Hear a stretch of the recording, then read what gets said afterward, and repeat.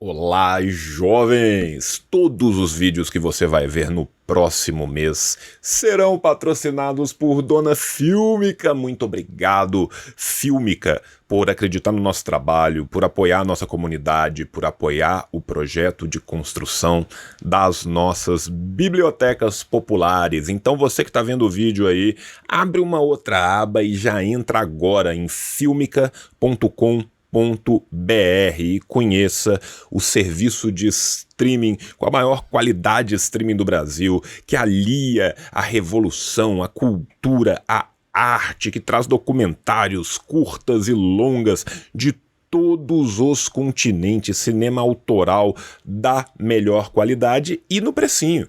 Tá? Se você colocar o cupom João20, o plano anual, que já tá absurdamente barato por 120 pila, sai por 96 e essa diferença vem para nós, vem para a construção do projeto de bibliotecas populares do tio. Mas João, eu gosto de ver os trem na televisão, a televisão é grandona, o computador é pequenininho.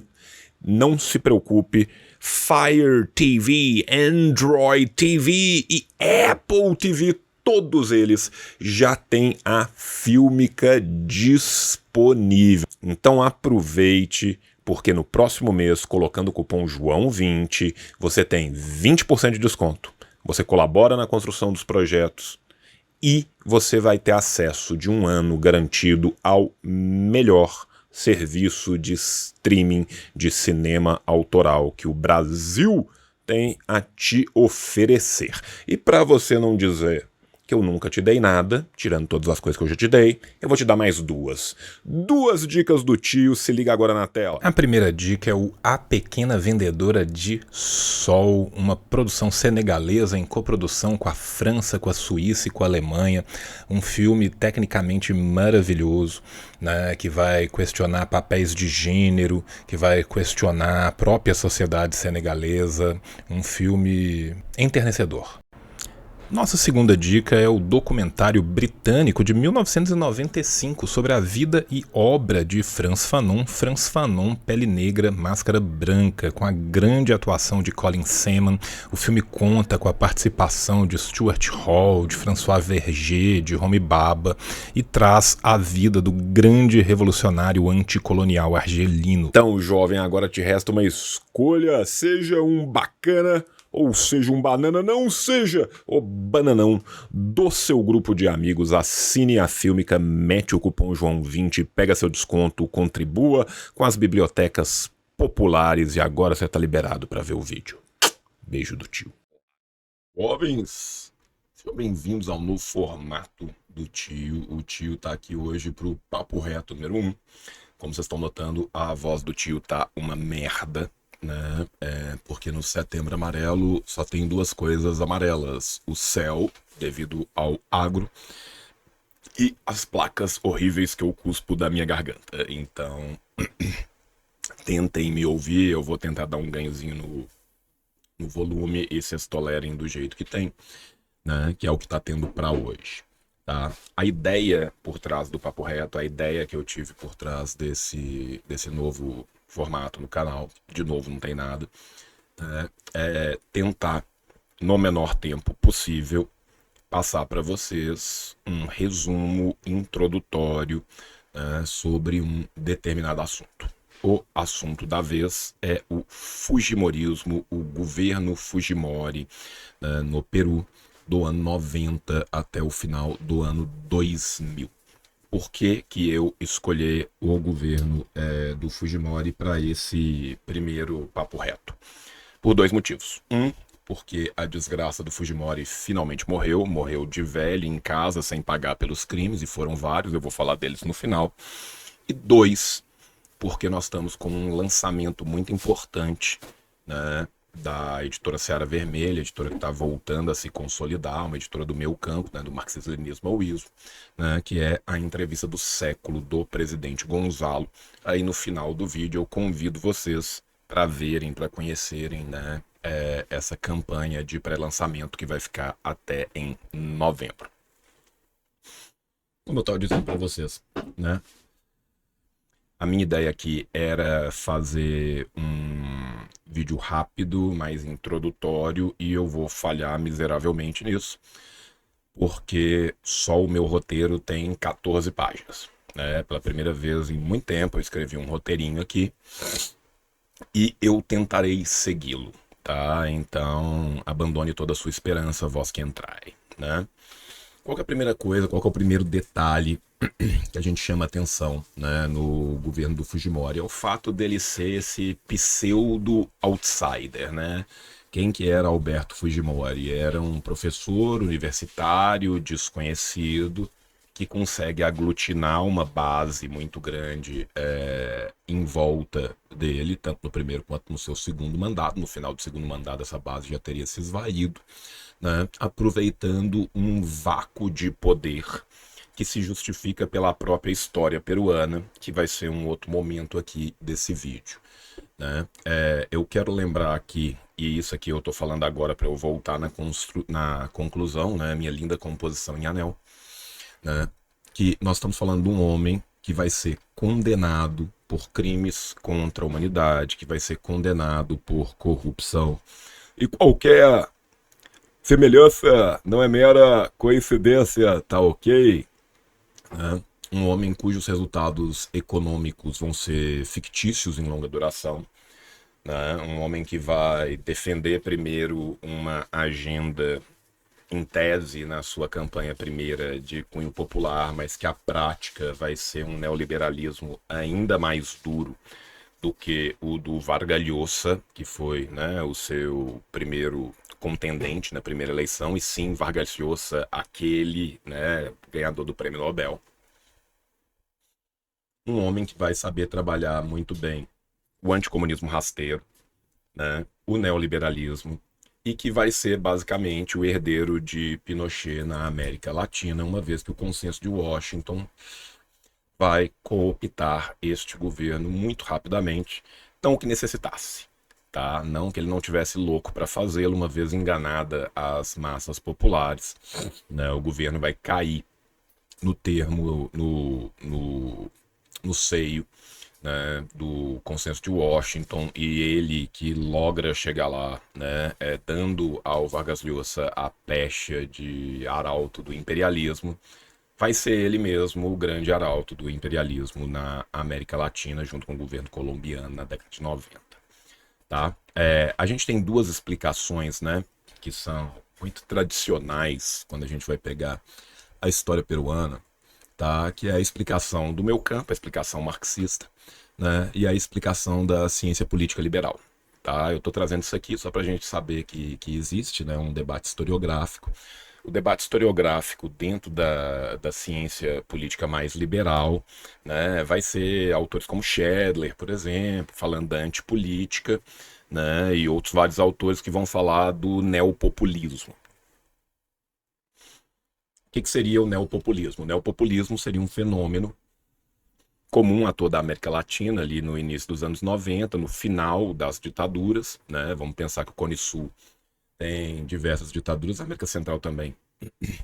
Entre 60 e 90, em 90 a gente vai tendo várias reconstruções democráticas, e nessas reconstruções democráticas você vai ter diversos problemas institucionais, baixo nível de adesão popular, né, uma percepção de não validade do sistema político, deslocamento do poder decisório, né, um certo afastamento das legendas tradicionais que, por sua vez, vão permitir esse caudilismo com uma nova roupagem, vão permitir líderes como o Collor no Brasil, como o Menem na Argentina, como o próprio Fujimori, né, no Peru, mas que também vai assambarcar figuras diferentes, né? Dentro do conceito de neopopulismo nas ciências políticas, tem gente que vai colocar o Lula do Antigo Testamento, né? Que vai colocar o Maduro também. Ou seja, né?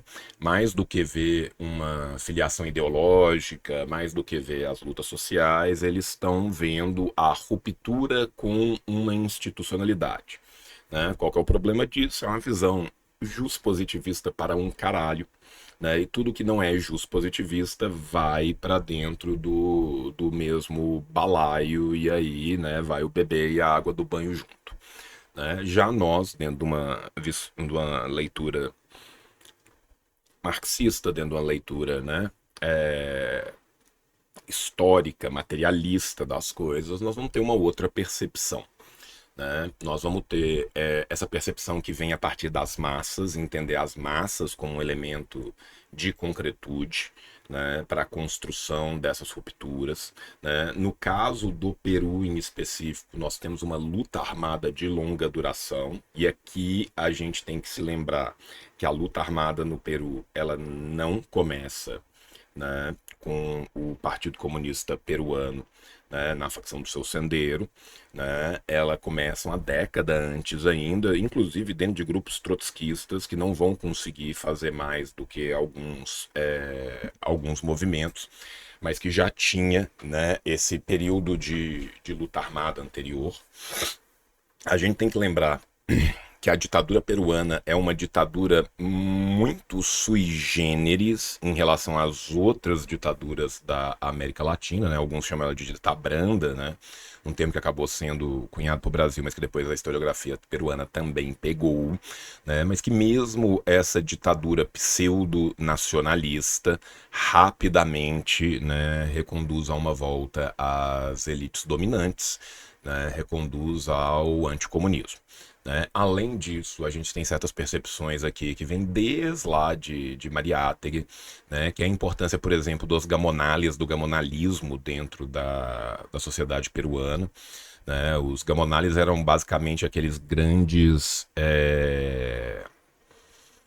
intermediários nas propriedades rurais que organizavam o trabalho da massa, né, dos pobres. Tá, então assim, toda aquela grande massa de quichuas, de aimarás, de todos os povos originários ali da região, eles sofriam na mão desses intermediários que, por sua vez, né, alocavam esse trabalho para os grandes senhores latifundiários de terra.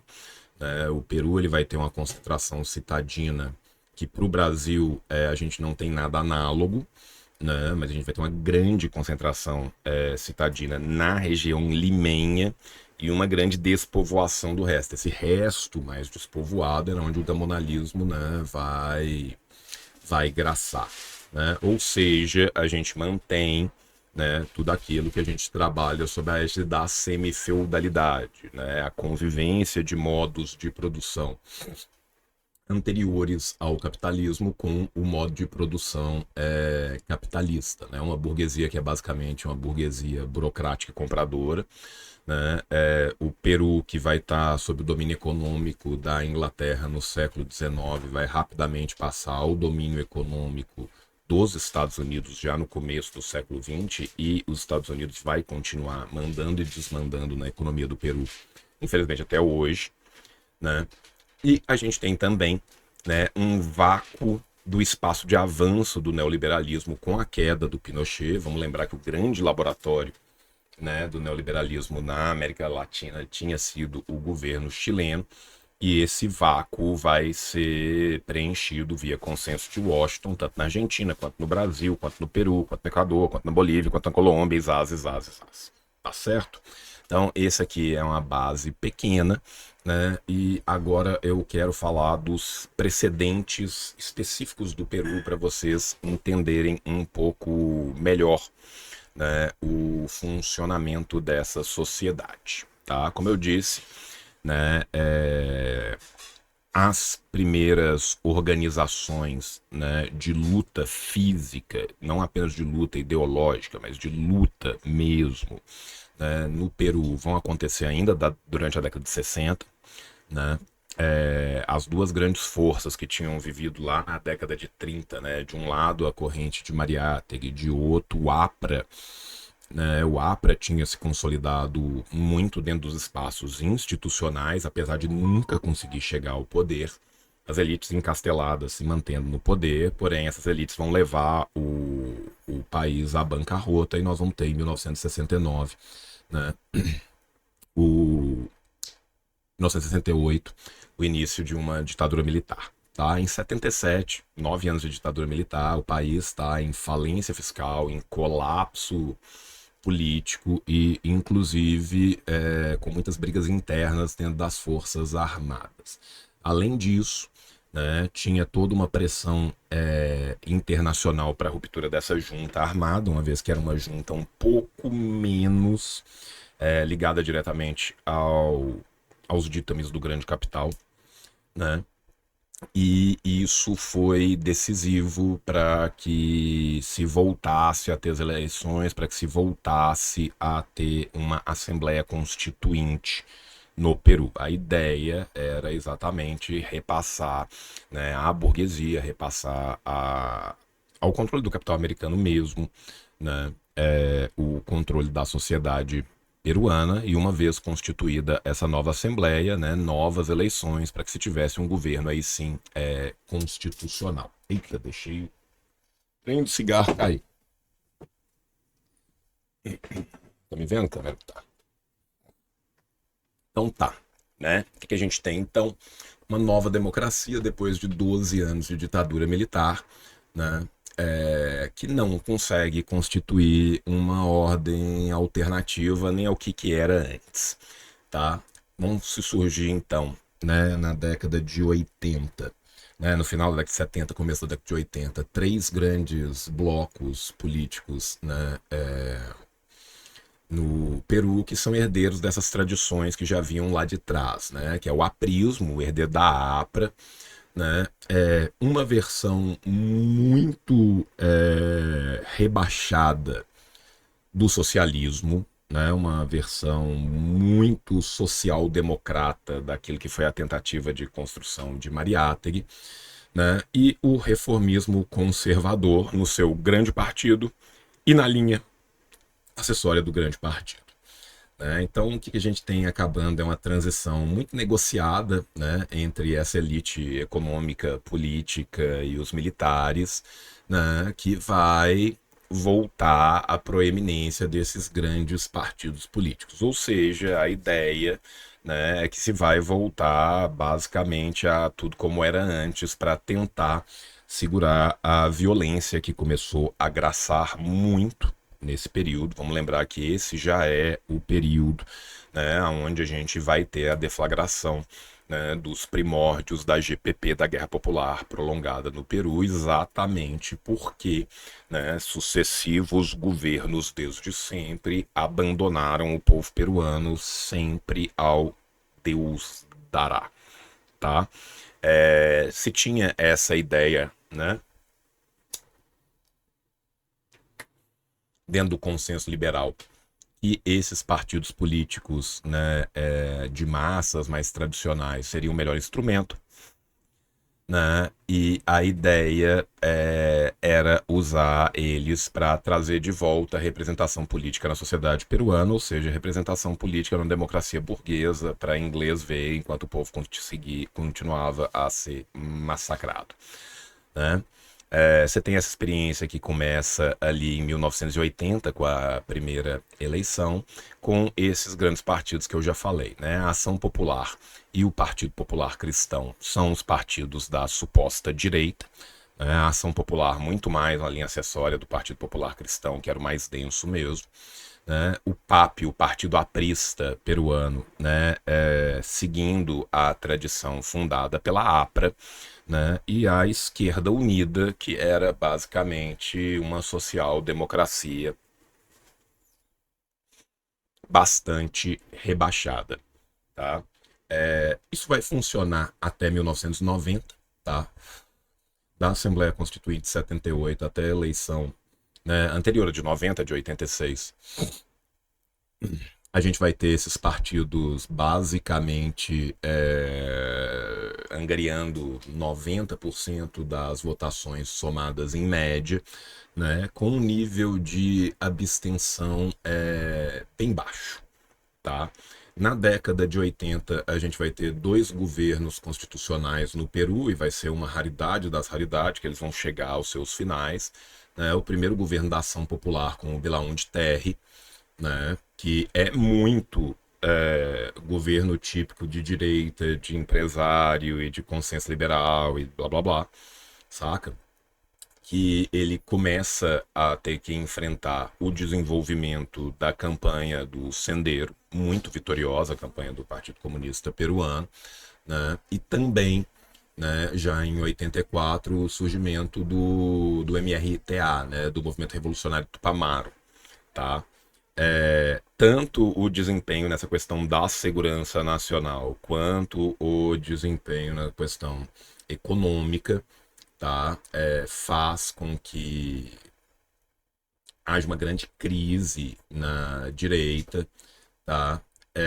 E aí a gente vai ter pela primeira vez, né, nas eleições de 85, a APRA chegando ao poder por meio do PAP, tá? Depois de 60 anos, né, de presença pública na história peruana, finalmente ter-se-ia, né, um governo na mão daquilo que formava o bloco de centro-esquerda, tá? Vamos colocar que a APRA era uma centro-esquerda mesmo, tá? E que o Partido Socialista Brasileiro era quase que um petismo mais anos 80, anos 90 ali, tá? Você nota, né, como que as estruturas mudam para permanecer muito iguais, né?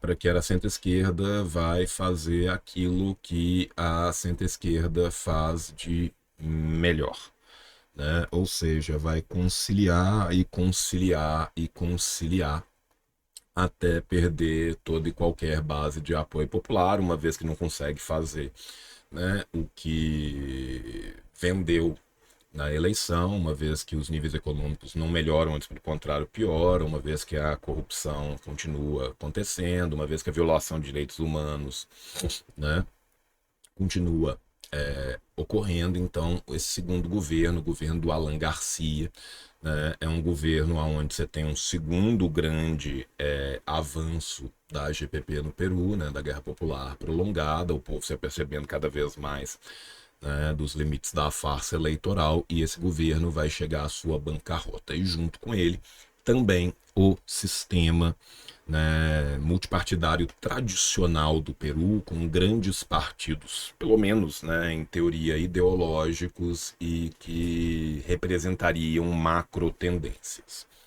Tá? Aqui a gente tem que falar uma outra coisa que é bem interessante, né, que é a importância midiática da eleição televisiva no caso do Fujimori, né? Se esses partidos mais tradicionais vão falhar, vão ter uma incapacidade de se adaptar, né, nessa nova arena política, né, a gente tem essa mudança, né, de uma dinâmica eleitoral, né, de movimentos para uma dinâmica eleitoral midiática, a qual o governo do Fujimori vai conseguir se aproveitar maravilhosamente bem, né? Mais um caso que também é muito análogo àquilo que vai acontecer tanto na eleição do Collor de Mello, quanto se a gente pensar já sob a égide, né, das redes sociais, de outros avanços da mídia de massas na eleição de um Jair Messias Bolsonaro, na eleição de um Milei, tá? Começando então os governos do Fujimori, eu quero começar pela eleição do Fujimori, tá? O Fujimori criou um grupo chamado Câmbio 90, que era esse novo partido que foi montado logo às vésperas da eleição, com 6 meses antes da eleição, né, com base em relações entre círculos empresariais e acadêmicos, depois que o próprio Fujimori não conseguiu uma posição na lista de candidatos do Senado da esquerda socialista. Tá? A esquerda socialista era tão rebaixada nessa época, tá, que o Fujimori estava tentando uma boquinha para ele no Senado lá. Tá? É um grupo extremamente heterogêneo, é gente sem experiência política, mas é exatamente, né, tudo aquilo que um Schedler vai falar, ou que melhor dentro do nosso campo, que a Sabrina vai falar quando ela conceitua antipolítica. Tá? Então é a galera que é contra tudo isso aí, é a galera que está cansada do político e da corrupção, e aí ao mesmo tempo, né? E o neopopulismo, no caso do Fujimori, é diferente, por isso que eu acho que o conceito de neopopulismo é ruim, porque se ele abarca todo mundo, ele não abarca ninguém, né? Você tem essa mistura desse desse mito, né? Desse salvador pessoal, incorruptível, que autoritário, que vai conseguir liderar a sociedade rumo a tudo que ela precisa e, ao mesmo tempo, um discurso técnico, né? Porque esse grupo era um grupo com muitos economistas neo-keynesianos, né?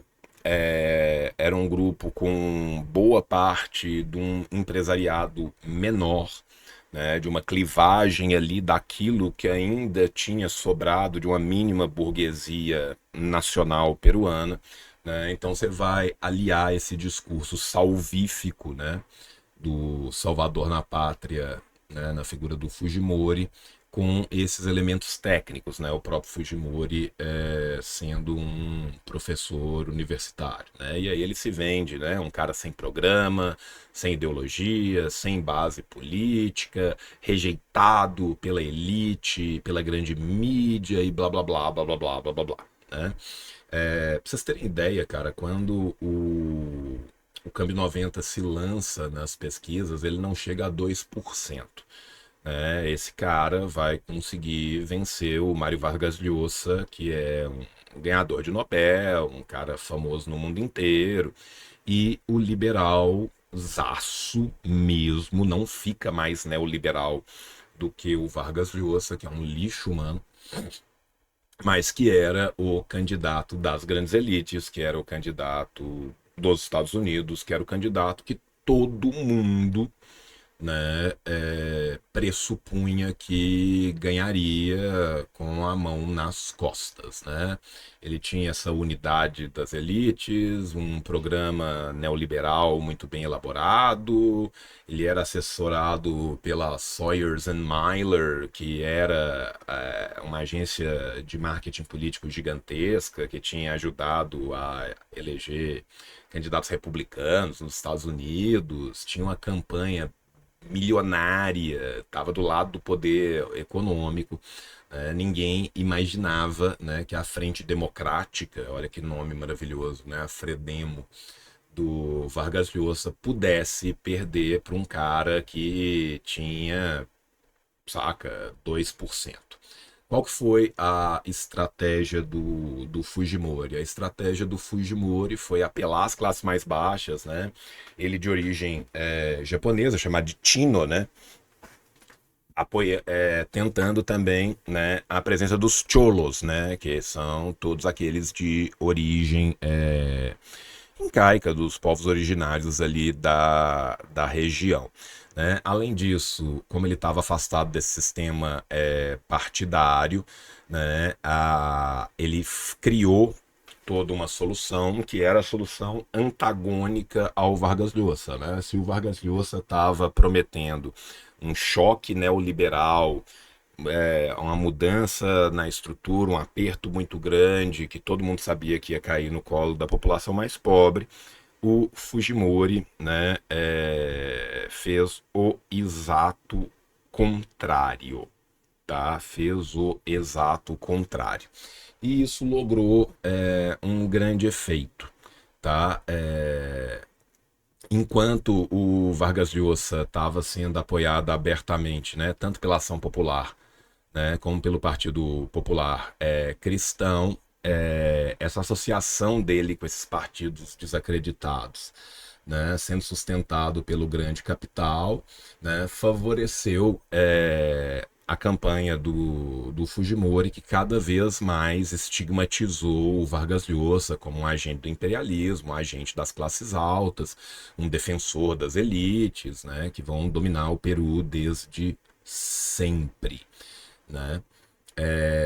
E aí ele conseguiu, né, juntar esse rolê técnico com esse rolê populista de defensor dos pobres, de pai dos pobres, tá? Com a vitória do Fujimori, né, o que acontece é o declínio desses partidos políticos, tá? E uma legitimação desse autoritarismo, né, construído sob essa falsa ideia de essa pessoa mítica, esse salvador que era o Fujimori, ter conseguido afastar a sociedade peruana desse ciclo de dominação, né, das suas elites. Ele vai usar isso ainda, né, na eleição de 95, né, e vai ganhar com 2/3 da eleição, né, com 2/3 da votação total. Só que aí a gente já começa a ver um fenômeno novo que vai se repetir no Peru agora ad nauseam, né, que é a abstenção subindo para 1/4 e depois para 1/3 e mais do que 1/3,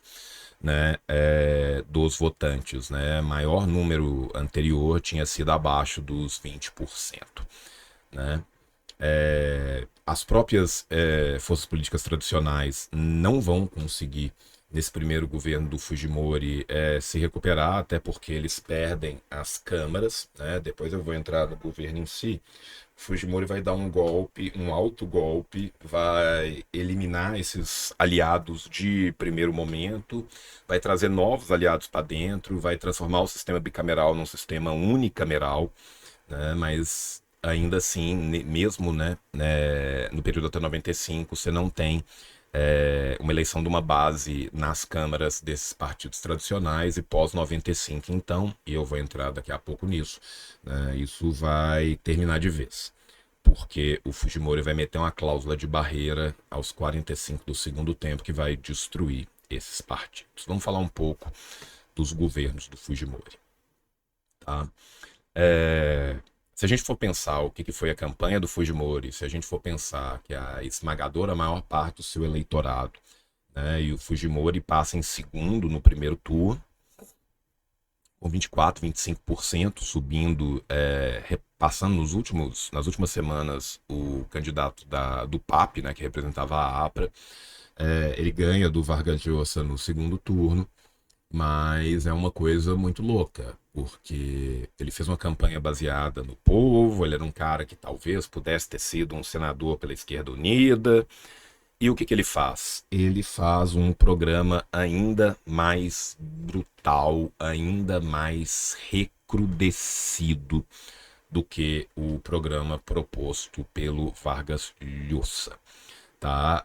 Ele anuncia esse programa com 2 semanas de governo, e ele mete bala num programa neoliberal, num programa super ortodoxo e sem nenhuma anestesia, né? Implanta as medidas todas de uma vez, né? O que vai dar para o Peru a possibilidade de renegociar suas dívidas. Vocês vão lembrar, né, que eu estou falando aqui desde lá de trás da bancarrota do Peru, né? Ainda na década de 70, no final da sua ditadura, que se manteve tanto no governo liberal quanto no governo aprista, né?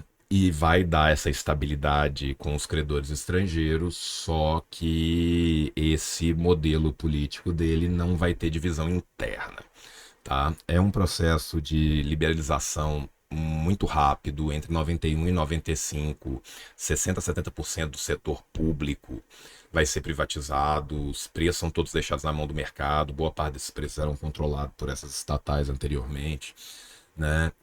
As proteções tarifárias, né, que existiam e eram poucas, e foi uma das grandes garantias dele, né, durante o período da sua tentativa de eleição para ganhar, né, aquele resto de uma burguesia nacionalista, foram completamente removidas, né, e aí então se chega num acordo tanto com os credores estrangeiros, quanto se dá preferência ao investimento estrangeiro, ou seja, se pega o beneplácito de Washington.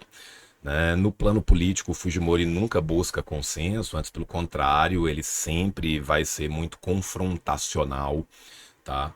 Mesmo o período que ele fica sob a égide da Constituição de 78, né, que são 2 anos do governo dele, ele simplesmente não respeita nem a Constituição, nem a lei, nem a instituição, nem porra nenhuma, até que ele finalmente, em abril de 92, vai se dar o chamado autogolpe.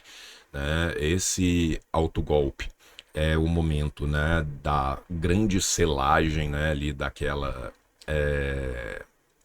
da parceria do Fujimori com o exército, tá?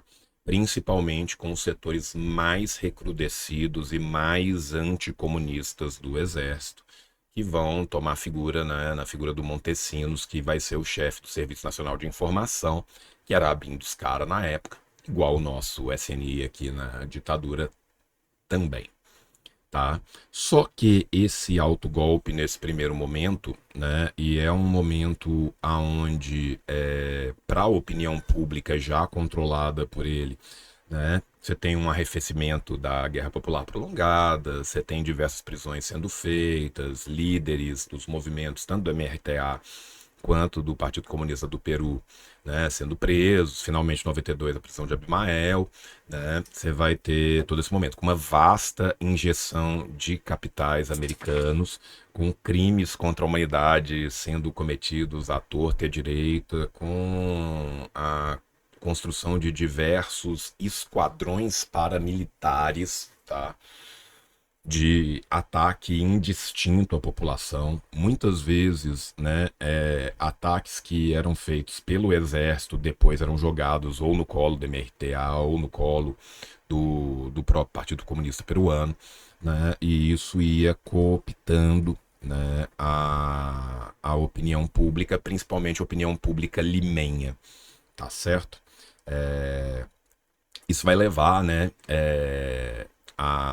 a muita gente, né, a considerar, né, que o Fujimori estava tentando ali era vender uma ideia, né, de um homem honesto, de um homem ligado ao trabalho, de um homem ligado à eficiência, com a mistura desse líder autoritário e capaz de ser o salvador da pátria, né? Ou seja, trazer o que havia, né, de mais dominante da psicologia de massas, do populismo à moda antiga, né, das direitas latino-americanas da década de 20, 30 e 40, né, com aquele gerencialismo, né, com aquela visão, né, do neoliberalismo, daquela visão já toyotista, né, da organização da sociedade como se fosse uma empresa, né?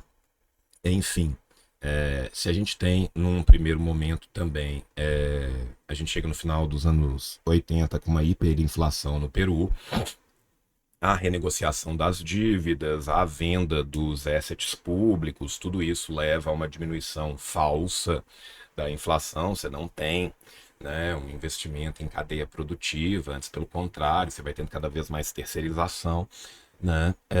Num primeiro momento, há o arrefecimento da inflação, que dá aquela percepção de melhoria de condição de vida que acaba muito rápido, que é o que vai levar o governo ao seu descenso ali mais para trás, tá?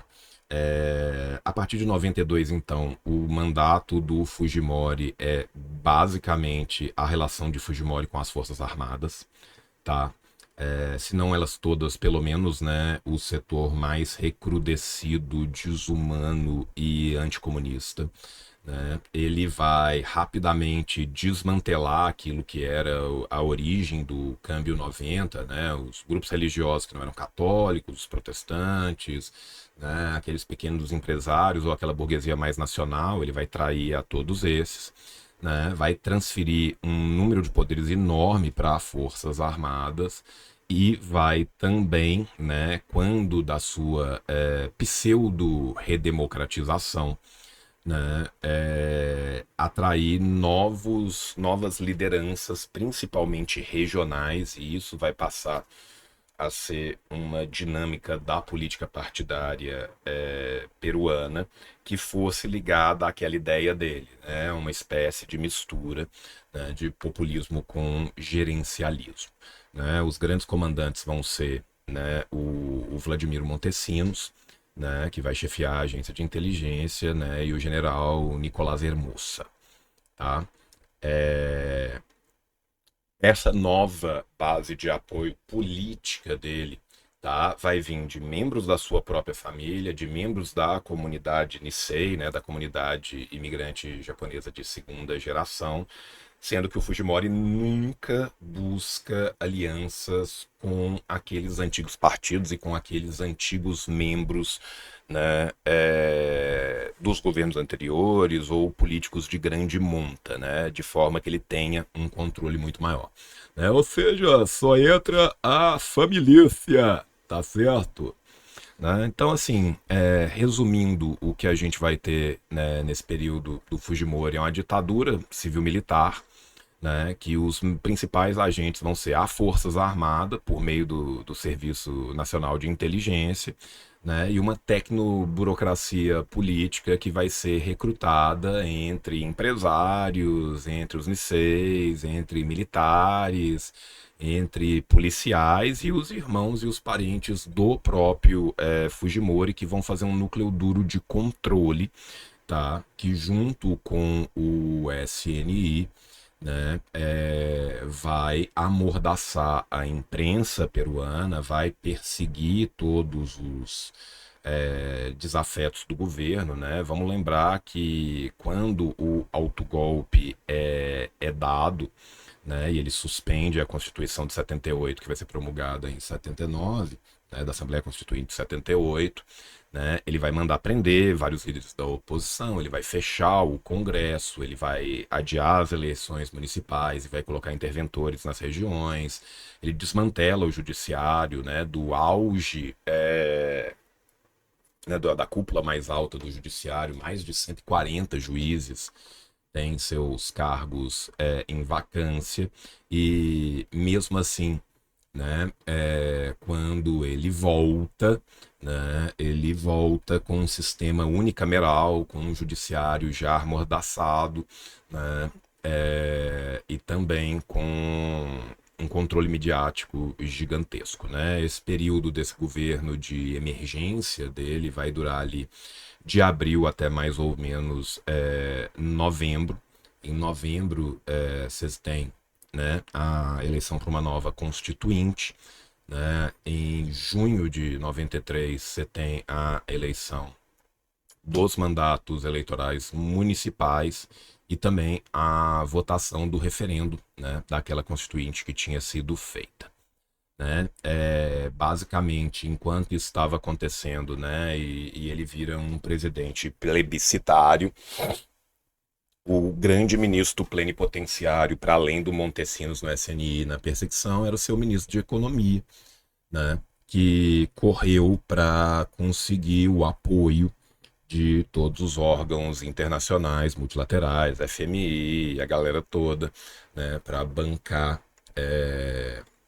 essa decisão, né, do Fujimori de fazer esse autogolpe. Né? Vai ser a partir daí, com o Montesinos como assessor especial, né, e chefe do SNI, que a gente vai ter uma escalada violentíssima da violência no Peru, né, com inúmeras violações de direitos humanos. Lembrando que o Fujimori vai conseguir a proeza, né, de ser o único presidente latino-americano julgado por crimes de lesa majestade em seu próprio país, pelo qual ele vai pegar 25 anos de cadeia, somados aos outros crimes de corrupção e aos outros crimes cometidos em seu nome.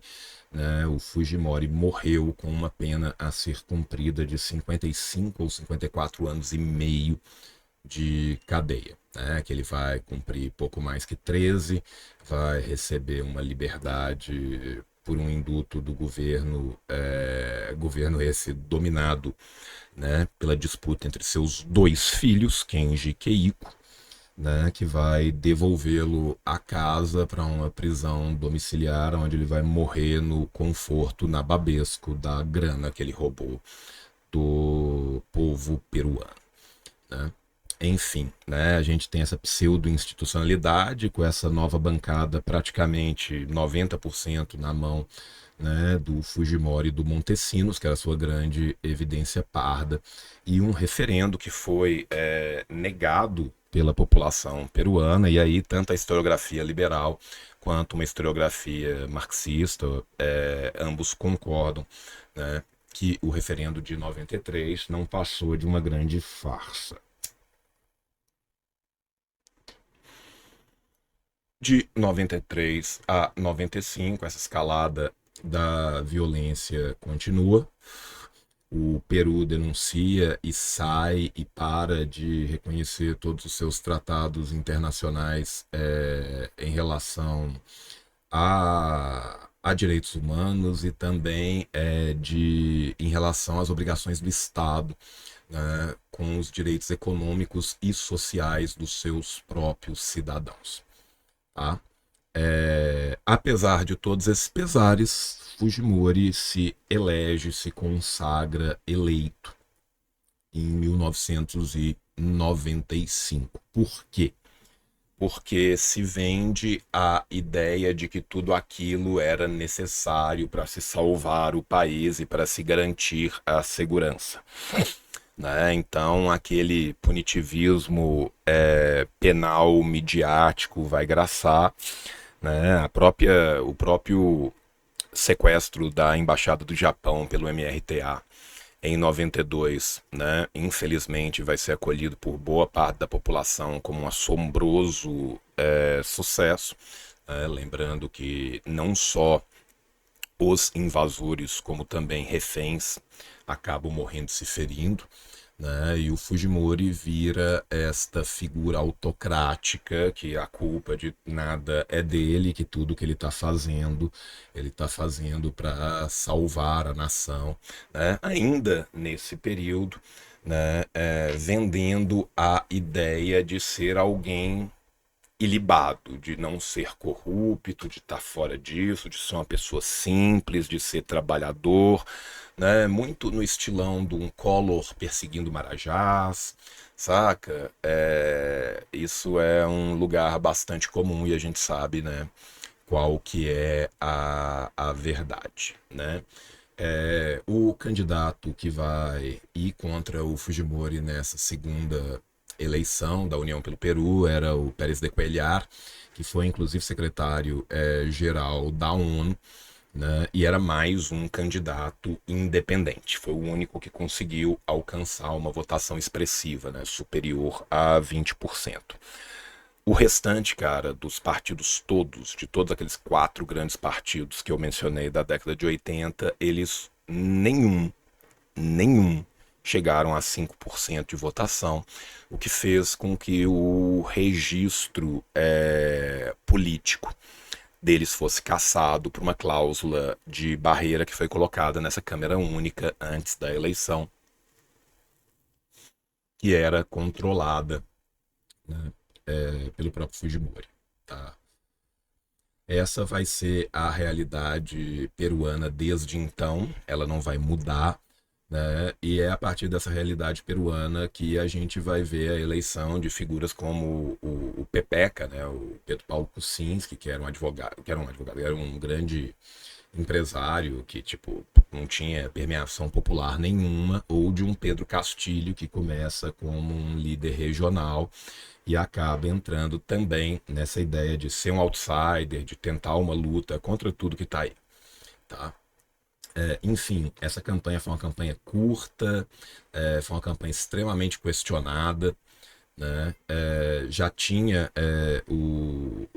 uma parte dos cidadãos se mobilizando, não só aqueles que estavam no interior ligado, né, às guerrilhas da Guerra Popular Prolongada, mas também já em Lima, junto aos movimentos sindicais, né, ou seja, os trabalhadores mais pobres, mais pauperizados, que sentiram primeiro, né, o backlash, né, esse chicote voltando de volta na cabeça do, do choque neoliberal que foi colocado pelo Fujimori.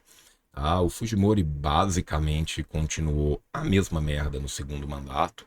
Tá? Em 96, o Congresso rejeita um projeto para se investigar o Montesinos, né? O Montesinos, na época, sendo investigado não só pelos atos, né, de barbárie, de violência, mas também, né, porque ele tinha contas, né, que não batiam, ele vivia uma vida nababesca, uma vida de Fausto, de grande riqueza, que não batia com aquilo, né, que se imaginava que ele poderia receber do governo, né, também, né, se rejeita um pedido para que seu primeiro-ministro, Pandolfi, né, justificassem, esclarecessem qual que era o papel do Montesinos no governo.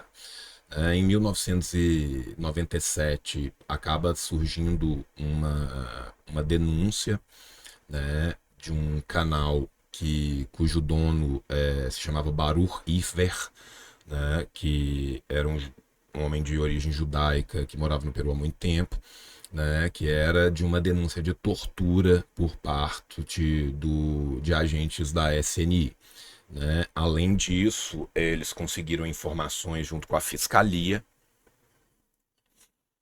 e o Montesinos tinha declarado fiscalmente, né, que a renda dele girava em torno de $600 mil anuais, enquanto o salário dele era de $18 mil anuais.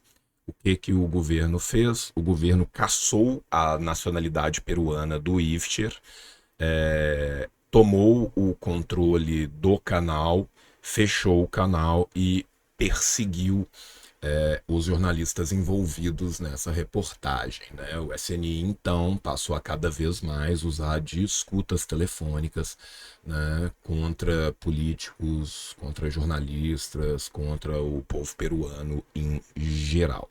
Né? Se de um lado havia essa perseguição à mídia, também de outro havia a manipulação da mídia. Olha só, né, que loucura, mais uma vez, muitas coincidências acontecendo.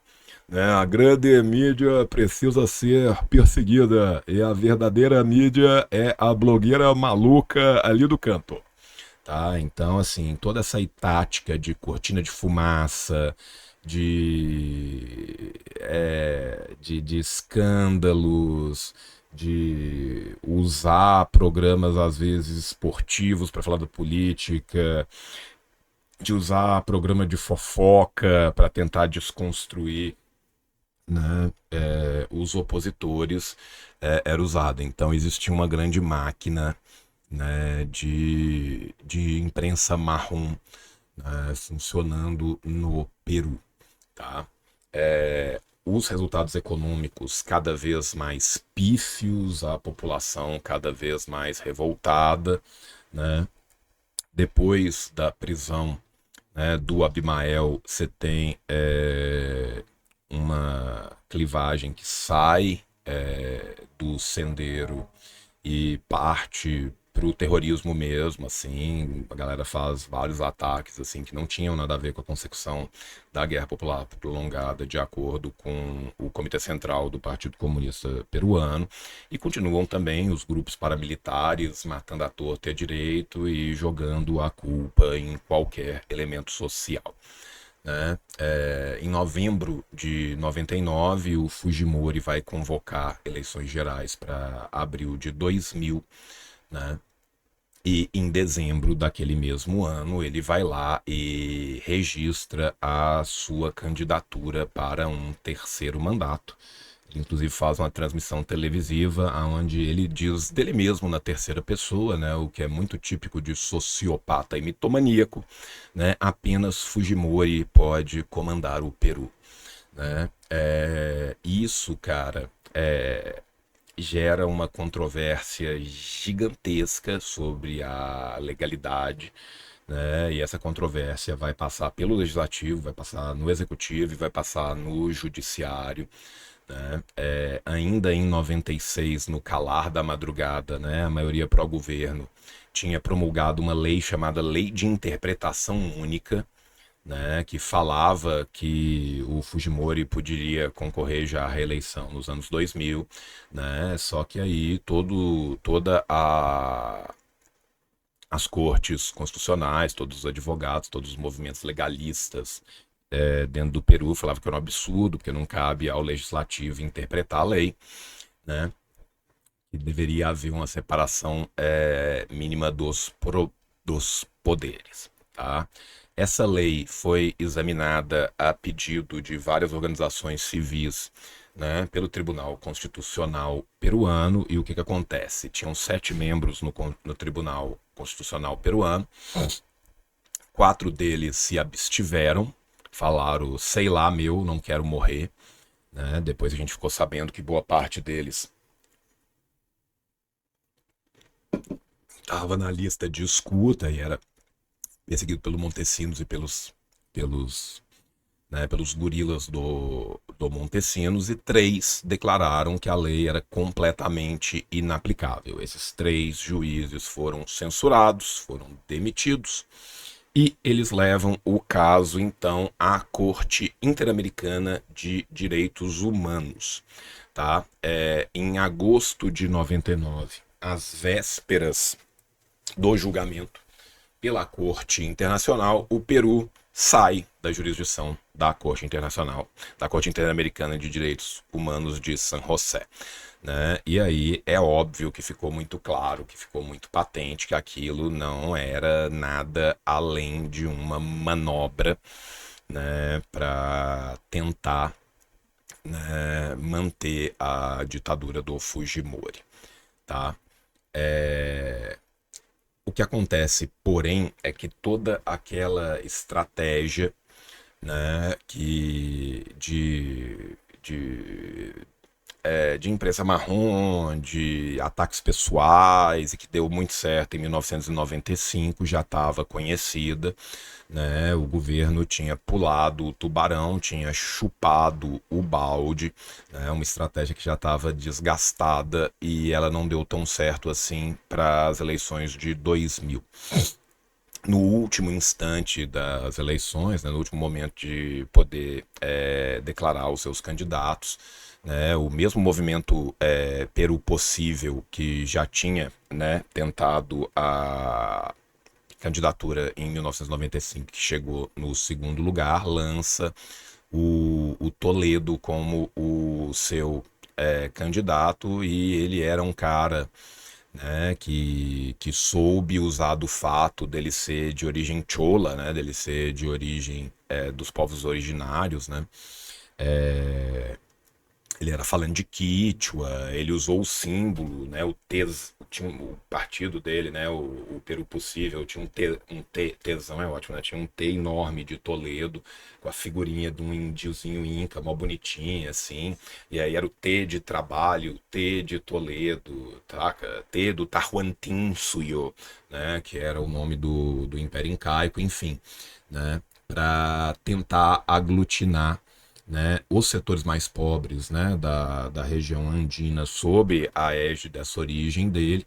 Né, e ele também era casado com a Eliane Carpe, que era uma antropóloga muito renomada no Peru, e ao mesmo tempo aglutinar, né, esse descontentamento geral, tá, com a presidência do Fujimori. A Pan-Americana Television, né, deu o Toledo como vencedor das eleições, com 46% dos votos contra 39% do Fujimori. Né? Só que quando isso saiu, e isso sai basicamente no dia do começo da contagem de votos, né? Vamos lembrar que a contagem de votos era manual, né? De repente, cada vez mais as coisas iam mudando. Aí o Toledo cai de 46 para 38, e o Fujimori vai subindo de 39, até que ele vai ter pouco mais de 50% dos votos válidos. Tá?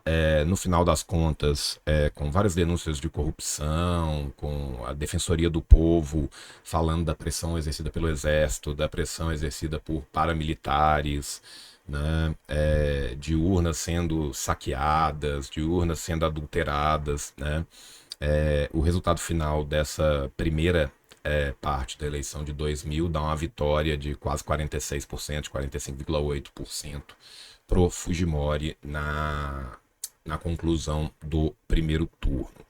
Né? A Defensoria do Povo, então, vai apontar uma série de condições que seriam o mínimo necessário para que pudesse haver um segundo turno de fato, um segundo turno de verdade, né, para essas eleições. Condições às quais o governo simplesmente vira e fala: vai catar coquinho, pau no teu cu, vou fazer porra nenhuma aí, teve ótimo. Né? E o Toledo fala, né, o Alejandro Toledo anuncia que uma vez que essas condições mínimas não foram logradas, que ele retiraria a sua candidatura e convocou todos os seus seguidores a atos massivos de repudio e de boicote eleitoral, né? O exército reagiu rapidamente, né? E com ameaças a toda a população, e esses atos, né, foram bastante menores do que eles poderiam ter sido, né? Sem nenhum candidato concorrendo contra ele, Fujimori ganha com 51% dos votos, tá? Dos votos válidos, tá? Pra vocês terem ideia do tamanho, né, do que foi a não participação, a abstenção, as votações que foram feitas no Toledo mesmo, ele não estando, né, concorrendo sozinho, ele teve 51,2%. Né? Aqueles sucessos iniciais do governo Fujimori com as tramóias e negociatas com os organismos, né, internacionais não vão se traduzir no aumento de emprego, né? Embora em níveis gerais, né, os índices macroeconômicos, índices socioeconômicos sejam um pouco melhores, né, no início de 2000 do que eram em 1990. Para vocês terem ideia, né, o Peru chega a ter um índice de subemprego no segundo governo do Fujimori, ali por volta do final de 97, de quase 43%. Né? Basicamente são 13 milhões e 400 mil habitantes peruanos à margem, né, de qualquer benefício econômico aplicado pelo modelo neoliberal. Né? Então, a gente vê que, por mais que os índices gerais, né, tenham melhorado, o que aconteceu no Peru, né, foi um aprofundamento, né, da clivagem entre os ricos e os pobres, né, um aumento desse abismo, né, um modelo cada vez mais concentrador de renda, né, e como não havia uma tradução no bem-estar da população, né, cada vez mais foi se minando esse apoio de bases, tá? Essas eleições de 2000, super polêmicas, super bizarras, né, imergidas em fraudes, vão levar o Fujimori a assumir no dia 28 de julho, né, em meio a mobilizações massivas. Se as mobilizações não foram possíveis, né, durante o período da campanha eleitoral, elas aconteceram durante o período do regresso ao poder. Né? E aqui nós já estamos falando da bancarrota, da queda deste grandíssimo filho da puta. Tá? Nos meses que vão se surgir, alguns congressistas começam a mudar de lado, as pessoas que eram da oposição repentinamente passam a abraçar a causa governista, e todos, né, falavam no Peru abertamente que aquelas pessoas estavam sendo compradas, né? Até que surge um vídeo em 14 de setembro daquele mesmo ano que mostrava o Montesinos comprando um parlamentar chamado Alberto Cury por $15 mil. Se não bastasse isso, foi descoberto que durante o período que o Montesinos estava à cabeça do SNI, do Serviço Nacional de Informação, recebendo armamento vultoso dos Estados Unidos, ele traficava, né? Ele vendia parte desse armamento, ele desviava e vendia parte desse armamento, principalmente, tá, para as Farc, para as Forças Armadas Revolucionárias da Colômbia. Né? Quando isso chega, né, aos grandes veículos de mídia, né, o Montesinos foge do país e começam a surgir cada vez mais denúncias de corrupção contra a figura do Montesinos, contra parentes do próprio Fujimori e, obviamente, né, gente, contra o próprio Fujimori. Né? Não precisa de te contar que o homem estava lá no meio e que ele sabia de tudo que estava acontecendo. Né? Enfim, o Fujimori, então, tá? Vai em novembro daquele mesmo ano a sair do país para supostamente participar de uma reunião internacional no Brunei e depois um périplo no Japão. E quando ele chega no Japão, né, ele decide não regressar ao Peru, porque ele tinha medo de pagar pelos crimes dele, né, e ele anuncia a sua renúncia essa que não vai ser acatada, e 2 dias depois o próprio Congresso vai declarar a presidência do Peru vacante por incapacidade moral. Né? Todo mundo concorda, essa historiografia é muito unívoca, né, que essa fuga do Peru pelo Fujimori se dá pelo mesmo motivo da fuga do Peru do Montesinos, né, porque era só uma questão de tempo, né, até se ligar o nome de Fujimori e do seu ciclo mais próximo às atividades cujo nome de Montesinos já estava ligado. Né? Além disso, a gente tem que lembrar que o fato do Montesinos ter desviado armamento estadunidense para as Farc, né, levou à ruptura do apoio do governo estadunidense. Né? A comunidade internacional tinha expressado seu profundo pesar com a fraude eleitoral e depois não fez nada porque a OEA só serve para os Estados Unidos bater na gente. Mas na hora que os Estados Unidos descobriu que os caras estavam enchendo o rabo de dinheiro e passando armamento para as Farc, aí o suco ferveu. E foi então, né, que chega ao fim o governo de Alberto Fujimori. Tá? Antes de eu partir aqui para a conclusão, gente, eu quero só contar para vocês alguns dos crimes de Alberto Fujimori, né, para vocês saberem por que nós odiamos tanto essa figura nefasta, né, esse arauto da morte, do genocídio, do neoliberalismo, né, que regrediu tanto, né, a sociedade peruana, a sociedade que é nossa irmã. Né? A primeira vez que o Fujimori vai ser condenado, né, ele ainda estava ou em solo japonês ou em solo chileno, tá? Que vai ser em novembro de 2007. Se eu não me engano, ele fica no Japão até 2007, depois ele vai para o Chile. E ele vai ser condenado a 6 anos por usurpação de funções, tá? Que é basicamente um crime de colarinho branco. É um crime, né, né, mais administrativo do que qualquer coisa. Né? O que teria ocorrido? Né?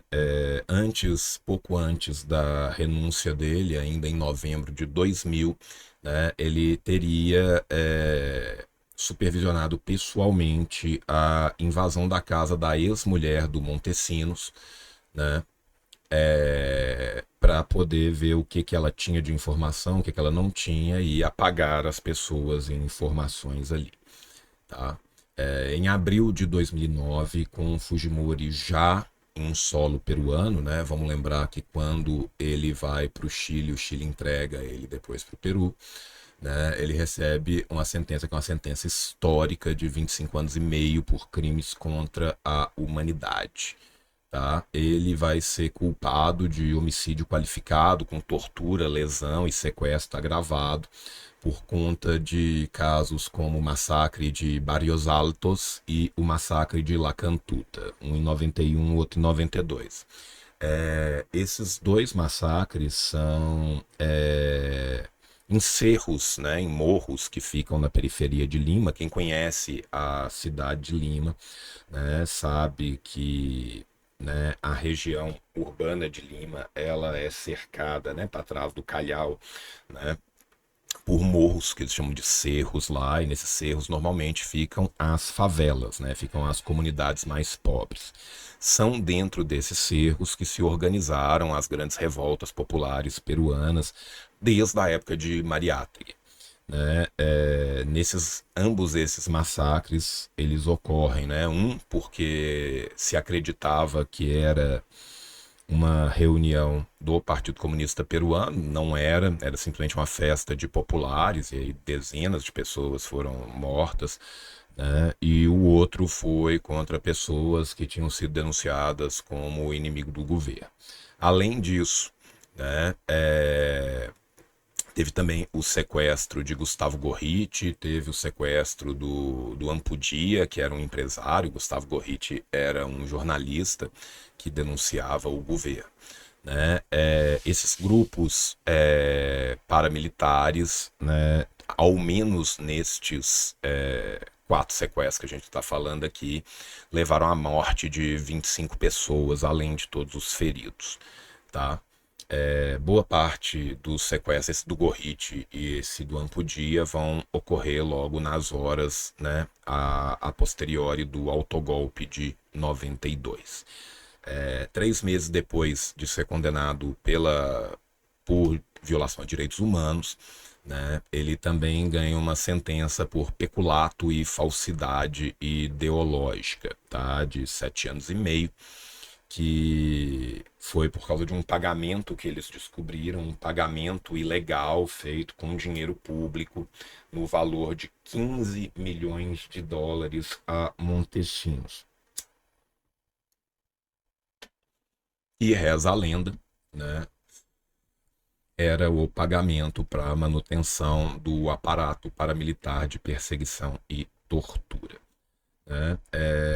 Um pouco depois, ele também vai ser condenado por espionagem eletrônica, né? Por causa do, da tentativa de silenciar a imprensa nos anos 2000, quando da sua terceira eleição, né? E junto com esse processo tem também o processo já em 2000 com ele no poder, né, em relação aos deputados que teriam sido pagos, né, para mudarem de bloco no Congresso. E aí, finalmente, em 2015, né, Fujimori ganha mais 8 anos por peculato, né, porque continuando a desvendar a documentação, tá? Daquela época foi descoberto que 122 milhões de soles à época, tá, tinham sido desviados de um fundo das Forças Armadas para poder comprar espaço midiático em jornais sensacionalistas, né? Era manutenção do esquema de imprensa marrom do Alberto Fujimori, tá? Não são só esses, né, os crimes do Fujimori, assim como a gente tinha falado, né, em 97, né, tem também, né, a repressão brutal, né, da tentativa, né, de invasão da embaixada japonesa, né, da residência do embaixador japonês, né. Não só os agressores foram todos mortos, boa parte deles executados, já presos, né, como também um refém, né. Tem centenas de denúncias de tortura nas grandes prisões, principalmente na prisão do Callao, né. Callao é o porto ali na frente de Lima, para onde foram mandados, né, boa parte daqueles militantes do Partido Comunista Peruano. E, para terminar, né, se não bastasse tudo isso, esse monstro também é responsável pela esterilização forçada de mais de 300 mil mulheres, num programa do governo voltado para as mulheres pobres da região andina, de origem quichua, de origem aimara, né, dos povos originários, as mulheres cholas, que muitas vezes eram colocadas nesses procedimentos de esterilização sem saber o que estava acontecendo. Falava, não, você tem que ir lá, vai tomar uma pílula, vai dormir, vai acordar boa, né? E essas pessoas estavam sendo esterilizadas, tá? Então nós estamos falando, gente, da esterilização forçada de mais de 300 mil mulheres acontecendo aqui do lado, tá? No Peru, há 20 e poucos anos atrás. Este é o Fujimorismo, tá? À guisa de conclusão, né, do meu vídeo rápido de 10 a 30 minutos que eu falei por 1h10, desculpa, eu quero lembrar que esse é um fenômeno que se repete, né? A gente vê tantas e tantas proximidades ao que é o fenômeno do Jair Messias Bolsonaro, ao que é o fenômeno de um Milei, né? Ao que pode ser o futuro do Brasil ali na frente, né? Esse ciclo de rosas e recrudescimentos na América Latina, ele não tem a ver com baixa institucionalidade ou com descrédito na democracia burguesa. Ele tem a ver com o fato da gente viver sob a égide, né, de um capitalismo periférico, semi-feudal, explorador, com manutenção das piores coisas dos sistemas passados, aonde luto para nós precisa de ser verbo. Apesar das idas e vindas, a guerra popular prolongada, a GPP, continua no Peru, né? E a organização e a luta continua em toda a América Latina, tá? Você que esteve aqui conosco até agora, eu convido você agora a conhecer o nosso projeto, né, da editora Seara Vermelha, e o relançamento da segunda edição deste livrinho aqui, tá? Da entrevista do século. Entrevista essa ocorrida ainda na década de 80, tá? Mas aonde o Abimael já iria, né, conseguir vislumbrar muito daquilo, né, que iria acontecer durante a égide do Fujimorismo. Tá certo, meus amores? Um beijo no coração de vocês. Fiquem aí com o anúncio da nossa campanha. Até a próxima. E tchau, tchau. A voz do tio acabou. A voz acabou, socorro. Olá, jovens! Lembra quando a gente tinha, alguns anos atrás, vários catarses, vários lançamentos, né, do nosso campo? Pois é, né? Eu recebi um convite com o qual eu me senti absurdamente honrado e estou aqui para falar dele hoje e para falar dessa primeira campanha, tá? A editora Seara Vermelha, que muitos de vocês já conhecem, que muitos de vocês têm livros da Seara Vermelha, né, está voltando de forma perene. Qual que é a ideia? A ideia é a gente focar os lançamentos, né, da nossa linha marxista-leninista-maoísta, principalmente maoísta, né, dentro da Seara Vermelha. Tá? Então, tanto os livros antigos da Seara Vermelha vão ser relançados, como a gente está, né, já com um corpo editorial, todo mundo junto, com uma estrutura física possível dentro desse momento, para a gente encaminhar isso e ir além. Tá? Então, quero primeiro convidar todos vocês a conhecer o novo site, colocando, né, o maravilhoso comando Gonzalo, tá? Que vocês vão entrar aí no site da editora Seara Vermelha, tá? Para conhecer. Já tem o Instagram também da Seara Vermelha, que é a editora Seara Vermelha, vocês vão achar com facilidade. E o primeiro livro que a gente vai fazer é o relançamento numa tiragem grande, porque a primeira tiragem foi muito pequena e quase ninguém tem, da chamada, da famosíssima entrevista do século, tá? A entrevista dada ao jornal El Diário, que foi dada em 2 partes ao jornal El Diário. Assim, ela saiu no jornal El Diário em 2 partes, né? Toda traduzida para o português, rediagramada, revista os erros que saíram na primeira edição, tá? Com uma campanha de lançamento que vai durar 46 dias, tá? Por que a gente colocou essa campanha em 46 dias? Porque a gente precisa de um tempo de mais ou menos 30 dias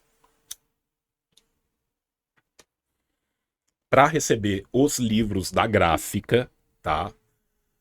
E a nossa ideia é, já durante a campanha, Nós já estamos pedindo para a gráfica fazer os livros, nós estamos adiantando esse dinheiro aí, vamos fazer os livros saídos, já ficar todos prontos. E uma vez os livros todos prontos, no dia que bater, a gente já tem os livros para entregar, e se porventura sobrar, a gente vai ter os livros para vender, seja nos comitês regionais da AND, seja no site da própria Seara, seja para repassar também para outros companheiros que estão na luta. Tá? O design está muito bonito, está muito clean. Né? Eu quero parabenizar todos os companheiros, todas as companheiras que estão juntos aqui. Tá? A nossa meta, gente, é vender 250 livros. Por quê? Porque a gente fazendo... O mercado editorial funciona da seguinte forma. Quanto mais livro você faz, mais barato fica o livro. Tá? Se você pensar em custo de produção, mais custo de manutenção, mais custo do livro, tá? Se a gente fizer 250 livros, o custo sai em 39 e quase 40 reais. Beleza? Isso só para se pagar. Tranquilo? Se a gente tivesse fazendo 5.000 livros, o custo de edição, o custo do preço do livro, tá? Eu não estou contando o custo da manutenção da casa, das pessoas que trabalham na editora, de lançamento, de nada disso. Estou falando do custo do livro. O custo do livro saía de 20 e muitos para R$2. Vocês entendem o que é escopo? Né? Então, a gente sabe que tem essa demanda reprimida, a gente sabe que muita gente não tem acesso, tá, aos trabalhos do Gonzalo, inclusive, gente, para poder criticar. Né? Eu quero muito que a gente chegue num dia onde a pessoa possa virar e falar assim: eu não sou maoísta porque eu li o Gonzalo, eu li o Cizon, eu li o Charo Majumdar e eu discordo deles por causa disso, disso e disso. Em vez de eu não sou maoísta porque um dia uma pessoa foi deseducada comigo num Discord. Tá? Para a gente chegar nesse ponto, tem que ter publicação, tem que ter estudo. Só para vocês terem uma ideia, gente. Eu tenho mais livro do Gonzalo em inglês do que eu tenho em espanhol e português. Tá? Os trabalhos escolhidos do Partido Peruano saiu em inglês e eu tenho outros 3 livros individuais dele em inglês. Eu tenho 4 livros dele em inglês, um em espanhol, um em português. Isso físico, tá? Tirando o que tem online. Se você vai procurar pegar online, você tem muito mais facilidade de achar as obras de um homem que nasceu no Peru e escreveu em espanhol, em inglês, do que no próprio espanhol. Tá? Infelizmente, né, essa vem sendo a realidade para nós brasileiros há muito tempo, e a editora está vindo para mudar isso. Tá? Tem texto do Caipicáia que nem existe fora do turco e quem lê turco. Sim. E se você não acha o Caipicáia em turco, você acha em que língua? Em inglês. E quem não lê inglês? Não lê o Caipicáia. Né? Tem texto do Charo Majumdar que saiu traduzido pela primeira vez pelo Amit Bhattacharya em outro livro que ele escreveu em hindi e foi traduzido para inglês. Entende? Então, assim, a gente acha que é muito importante a gente trazer esse material, né? Tendo essa publicação, esse é um material que vai ficar perene, né? As pessoas vão ter acesso, as pessoas vão poder estudar, os militantes vão poder estudar, os acadêmicos vão poder estudar, né? E aí, gente, eu sinceramente estou muito investido nisso aqui, porque eu acho que essa iniciativa é uma iniciativa muito importante, né? E é o famoso Vem Aí. A ideia é esse primeiro livro para catapultar a editora, para que a gente consiga bater essa meta, para que tenha essa gordurinha para lançar o segundo, o terceiro, o quarto, o quinto, e um vai puxando o outro, tá? Aqui eu já quero anunciar uma coisa para todos vocês. Eu combinei com os meninos da Seara que eu vou comprar 50 livros para ajudar na campanha e eu vou pagar o preço cheio dos livros, tá? Eu vou comprar esses livros. Ei, meu amor, assustou o papai. Eu vou comprar esses livros no exato mesmo preço que vocês vão comprar esses livros. A única diferença é que, como a minha cacheta vem em 50, eu vou pagar um envio só desses 50 de acordo com o preço que vai sair. Esses 50 livros que eu vou comprar vão ir todos para a construção das bibliotecas. Vou lembrar para vocês que são 5 bibliotecas que vão ser construídas nos acampamentos da Liga, tá?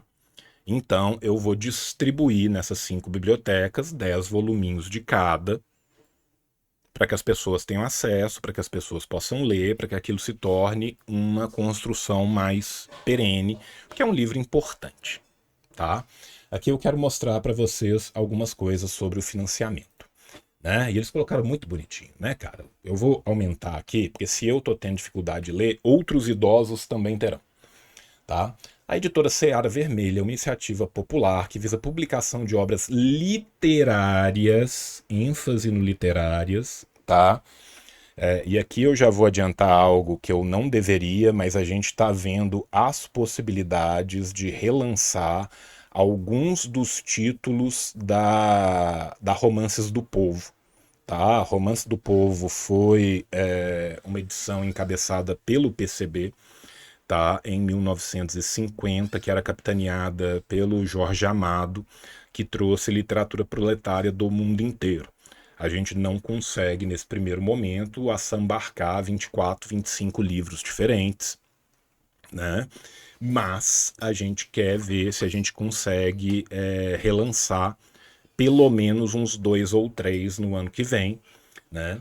Científicas e revolucionárias. Convido todos a participarem da nossa campanha especial de financiamento coletivo, na qual lançamos nosso primeiro livro em pré-venda, com a meta de 250 exemplares vendidos até o dia 10 de novembro.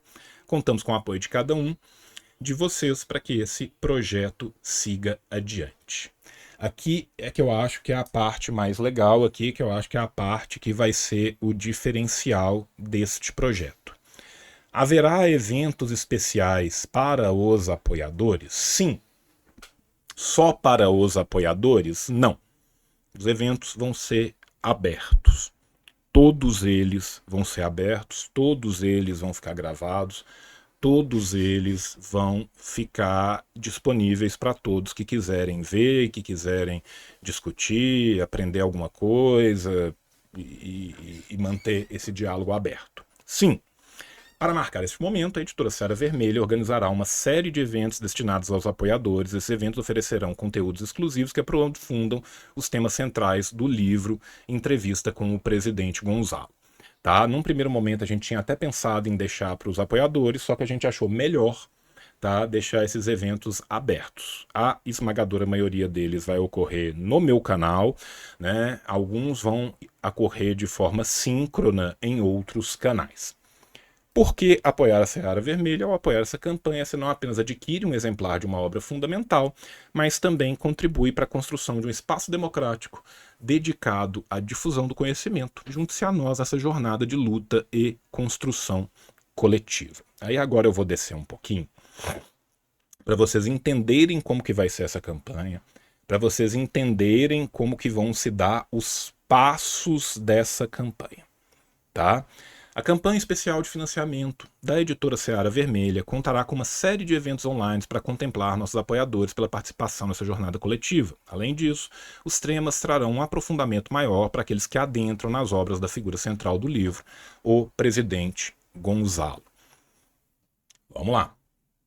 A live no canal, na verdade, vai ser a live, né, no canal, é essa parte que eu estou fazendo aqui para vocês, de mostrar a campanha. Isso vai sair como corte também, depois eu vou deixar isso como corte no canal, vou deixar isso como corte nas minhas redes sociais, mas mais do que isso, né, eu criei esse novo formato para a gente falar do Fujimori, né, que está agora confortavelmente sentado no colo de Margaret Thatcher, que está confortavelmente sentado no colo de Adolf Hitler e que está confortavelmente sentado no colo do próprio Capeta Nas, tá? O papo reto sobre o fujimorismo vai ser esse primeiro conteúdo para a gente, né, pegar um pouquinho, né, deste contexto peruano. Em razão do dia 24 de setembro, ontem, data em que há 31 anos dentro do cárcere o presidente Gonzalo proferiu o chamado discurso da jaula, anunciamos a criação de uma nova editora para difusão de obras literárias e científicas revolucionárias. Dando início a essa jornada, lançamos a reimpressão do livro Entrevista com o presidente Gonzalo. Essa primeira edição saiu pelas Ciências Revolucionárias. Meu mais profundo agradecimento ao Klaus, a todo o pessoal das Ciências Revolucionárias, tá, que encabeçou esse processo, que teve a coragem de lançar o livro, né? Só que foi uma edição muito curta, uma edição de tiro curto. São pouquíssimos volumes, se eu não me engano, não chegam a 60 que foram lançados. Ele esgotou muito rapidamente e a gente não tinha conseguido reimprimir, então por isso que a gente está voltando com essa campanha. Aí nessa campanha você vai ter uma nova editoração, você vai ter uma nova formatação do livro, tá? E vai ser isso. Mas vai ser só isso? Não. Na semana que vem, eu e o meu querido camarada João Preto Fragoso vamos fazer um vídeo especial sobre a obra teórica do Abimael Guzmán.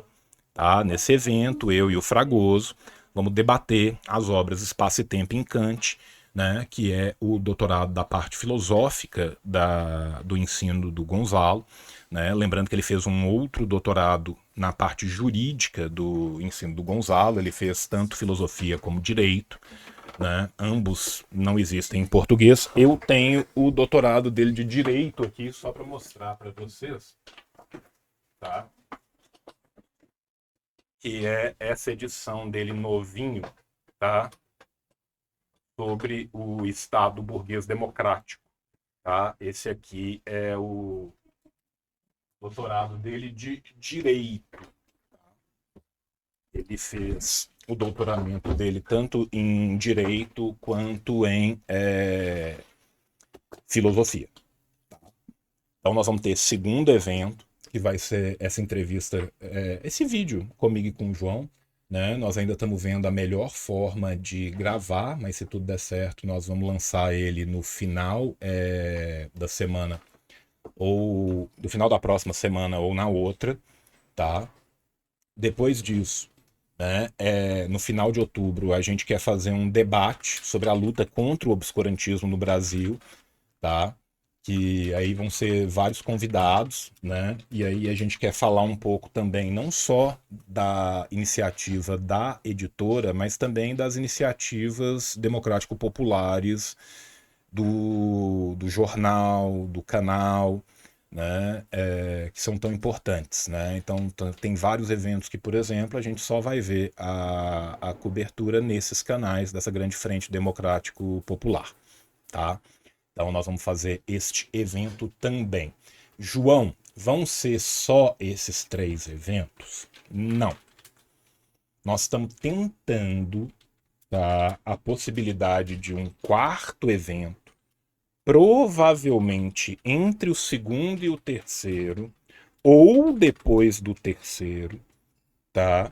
Só que a gente depende de outras pessoas para poder fazer esse evento acontecer, tá? Eu vou tomar a liberdade de adiantar essa possibilidade, lembrando para vocês que é uma possibilidade, ainda não está escrita em pedra. Qual que é a nossa ideia? A nossa ideia era conduzir uma entrevista com uma mulher que esteve lá fisicamente e que viveu parte dessa realidade, que é a Rosana Bond. Rosana Bond é uma das pessoas mais importantes do nosso campo. É uma autora consagrada, premiada, com dezenas de livros lançados, uma mulher de uma erudição, sabe, assim, enciclopédica, uma mulher que viveu 72 vidas diferentes numa vida só. Né? Uma pessoa que sabe desde das curvas do caminho do Peabiru até o fato dela ter sido a primeira jornalista brasileira, ter ido para lá, a ter entrado em contato com a própria guerrilha, a ter conversado com as pessoas, a ter, né, estado vivendo esta realidade in loco. Nós estamos vendo com a Rosana a possibilidade da gente fazer essa live com ela, conduzir uma entrevista com ela, né? E é óbvio também, né, que a Rosana é uma pessoa que nós vamos tentar relançar alguns títulos que já estão esgotados, né? Quem é fã da Rosana sabe, né, que livro da Rosana na estante virtual, né, vale uma pequena fortuna, né? Então, a gente sabendo disso, a gente quer também, né, para esse próximo ano, saca, velho? A gente conseguir avançar nessa campanha e conseguir republicação também de textos da Rosana, principalmente os que estão esgotados, tá certo? Tem chance da gente ter, então, este quarto evento, tá? E tem uma outra possibilidade que a gente está vislumbrando também, de um outro evento que deve acontecer em loco no Rio de Janeiro, para a gente ver se a gente consegue transmitir esse evento de forma síncrona, tanto no canal da ND quanto no meu canal, tá? Então a gente fechou esses 3 já, nós estamos anunciando esses 3, né? Mas existe a possibilidade de outros eventos. Por que que a gente decidiu fazer isso? Para ir celebrando essa campanha, para ir celebrando essa construção, e porque a nossa ideia não é lançar este livro e depois ficar o Deus dará. A nossa ideia é lançar esse livro, conseguir lançar textos novos, conseguir relançar novas edições dos textos antigos, né? E ir avançando cada vez mais, né, com uma editora que seja uma editora do nosso campo. E aí eu tô falando para mim, para os companheiros, para as companheiras, para todos os camaradas também estão, né, convidados a conhecer, que é o campo do marxismo-leninismo-maoísmo. Tá certo? Aqui agora para a gente falar de forma muito direta, tá, sobre preços, o que que a gente decidiu fazer. Tá? A gente decidiu colocar o frete embutido no preço grátis para qualquer lugar do Brasil, independente do lugar do Brasil. Por quê? Porque é uma forma da gente dar uma força para quem não está no eixo Rio-São Paulo-Minas. Tá? Frete para o Nordeste é muito mais caro, frete para o Norte é muito mais caro. Nós preferimos embutir no preço do livro, no preço dos cursos, em tudo isso, né? Porque a gente precisa também de ter uma gordura para quebrar nas próximas edições, né? Lembrando, gente, que isso tudo volta para a própria editora, tá? Quero contar um negócio aqui para vocês. Assim como eu afirmei, eu vou comprar 50 livros. Como que eu vou comprar os 50 livros? Pagando o mesmo preço que vocês estão pagando. João, o que que você está ganhando desta campanha? A alegria de participar, a honra de estar no conselho editorial e o meu trabalho militante de fazer aquilo que acredito, tá? Eu não vou tirar um centavo para mim dessa campanha. Eu vou comprar os livros para a biblioteca, o resto para mim é trabalho de militância e todo o dinheiro que entrar vai voltar para dentro da própria editora para que a editora possa concatenar seus próximos lançamentos, né? Aí a gente fez uma versão só com o livro, tá? E uma versão, aqui ó, só para vocês verem, né? Aqui eu coloquei as duas para vocês verem, tá? Uma versão só com o livro, frete para qualquer lugar do Brasil, 70 pila, tá? Os custos de produção dá 40 e pouco, não dá 30 conto sobrando para voltar para a editora.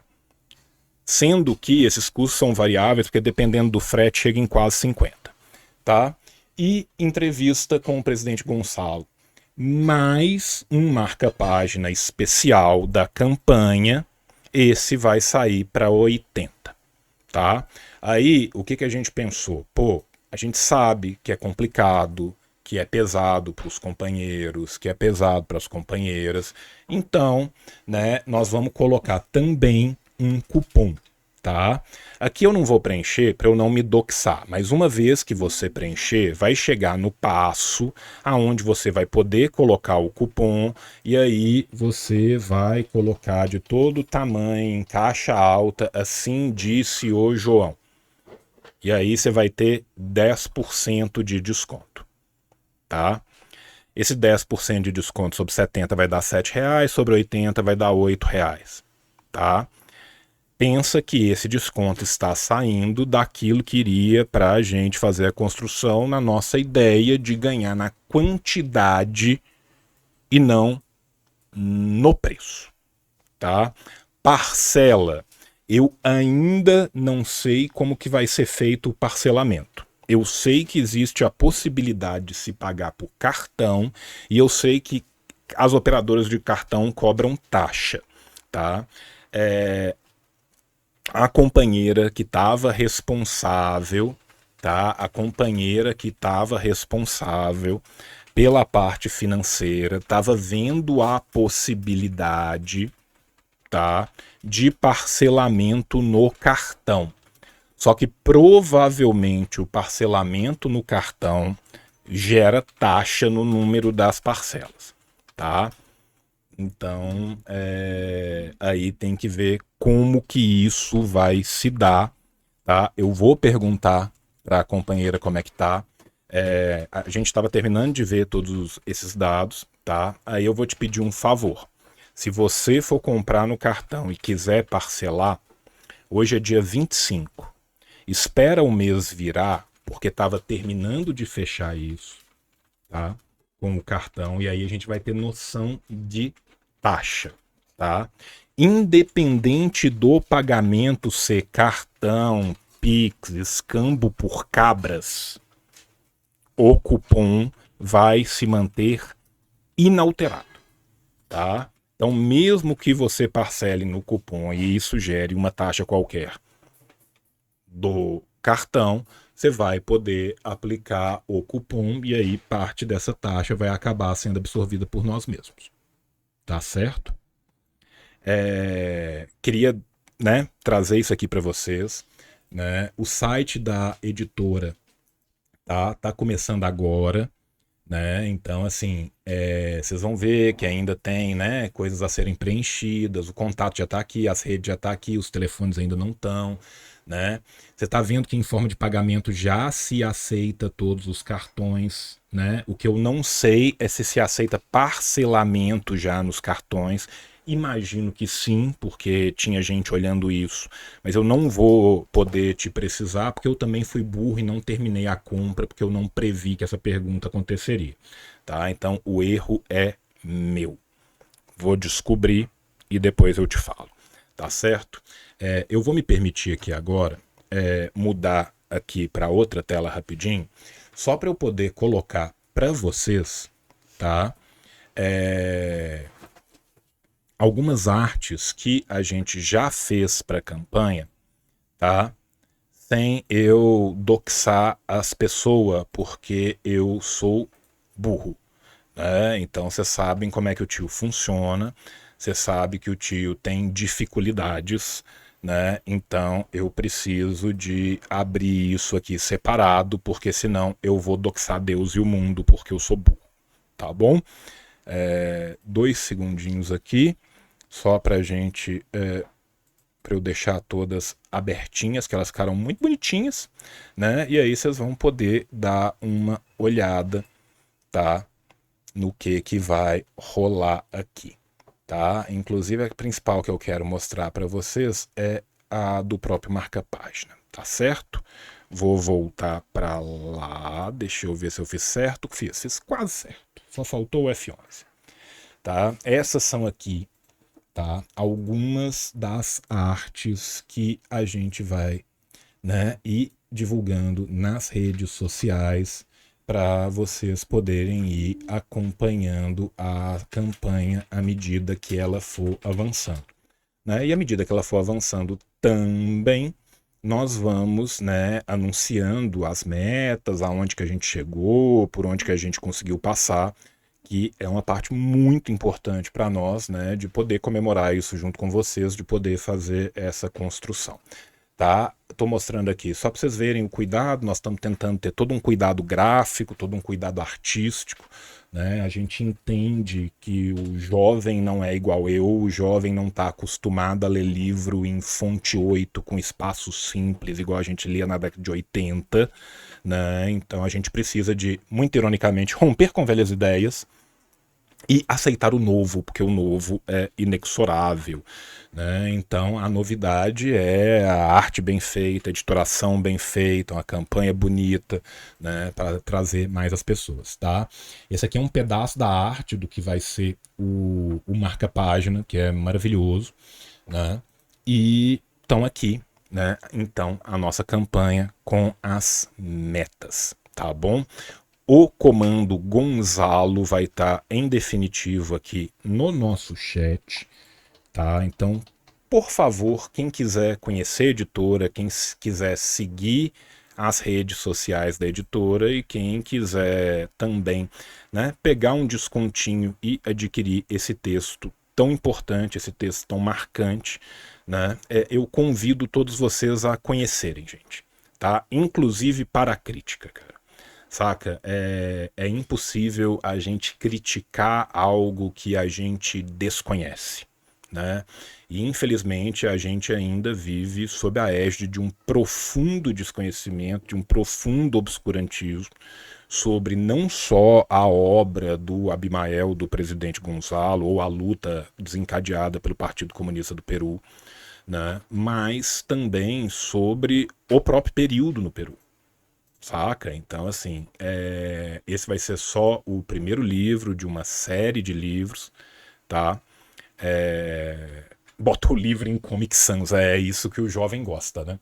Então, assim, quero agradecer muito a todos pelo convite, né? Já vi gente colocando o comando Seara vermelha, fica tranquilo, eu vou entrar no Stream Elements e vou colocar um segundo comando também, o Seara vermelha, mas queria trazer aqui para vocês o lançamento dessa campanha e principalmente, mais do que o lançamento dessa campanha, né, a volta e a construção da editora Seara Vermelha. Que isso aqui para mim é que é o mais importante, tá? Esse é um projeto que a gente vai em longa duração. Durante esses últimos anos, muita gente me cobrou, né? Tipo, pô, João, e os catarse, as tradução e não sei o quê. Eu, infelizmente, não tenho saúde mental para conseguir lidar com tudo isso sozinho, mas uma vez que é uma demanda que veio do povo, né, a gente tentou, da melhor forma possível, concretizar isso e organizar isso, tá? Para a gente poder fazer. Tá? Não tem Gonzalo, tem a Seara Vermelha. Ah, tem Gonzalo sim, eu fiz esse comando hoje de manhã aqui, ó. Gonzalo. Mudaram meu comando? Não, aí, ó. Tem o comando Gonzalo, tá vendo? Tá? O general Milharal tá falando, El Sendero Luminoso de Mariátegui, né? Eu quero lembrar aqui para vocês que o Abimael é, antes de tudo, o grande recuperador de Mariátegui para o marxismo-leninismo, tá? Esse é o primeiro grande trabalho do Abimael, né? A gente tem que pensar que o próprio estudo de Mariátegui foi muito disputado após a morte do Mariátegui. A gente sabe de todas as capitulações que teve dentro do PCP, a gente lembra muito bem do que era a APRA, do que era o aprilismo, né? Houve uma disputa muito grande, desde os setores da centro-esquerda até os setores da esquerda revolucionária, tá? Dentro do Peru. E o Mariátegui e o Gonzalo é literalmente quem vai fazer essa grande batalha por Mariátegui, né? Tanto que o termo sendero luminoso, né, caminho dourado, luminoso, iluminado, vem de uma frase de Mariátegui, né? Mariátegui fala, né, el comunismo é el sendero luminoso de Peru, né? O comunismo é o caminho certo, a trilha certa, o caminho dourado, o melhor caminho, né, pro Peru, tá certo? Então, Fica aqui o convite para todos vocês conhecerem a editora, conhecerem esse nosso projeto, tá? E podem aguardar que a gente vai ter eventos especiais e também várias outras publicações que a gente vai estar falando disso. Obrigado, viu, jovens, pela paciência de ouvir o tio. Beijo no coração de vocês, até a próxima e ó, tchau, tchau! O capitalismo falhou, falha e falhará em cada uma das sociedades aonde